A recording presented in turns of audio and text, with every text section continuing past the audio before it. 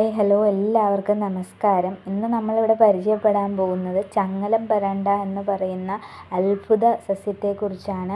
അസ്ഥി സംബന്ധമായിട്ടുള്ള എല്ലാ പ്രശ്നങ്ങൾക്കും ഒടിഞ്ഞ എല്ലുകളെപ്പോലും കൂട്ടിയോജിപ്പിക്കാൻ പൂർവ്വസ്ഥിതിയിലാക്കാൻ കഴിയുന്ന ഒരു അടിപൊളിയായിട്ടുള്ള മെഡിസിനൽ പ്ലാന്റാണ് ഇത്.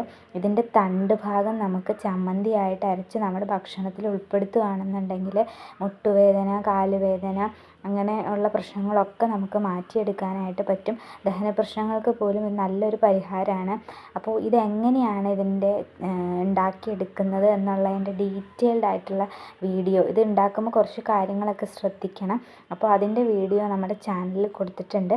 ഞാൻ അതിൻ്റെ ലിങ്ക് ഡിസ്ക്രിപ്ഷൻ ബോക്സിൽ കൊടുക്കാം.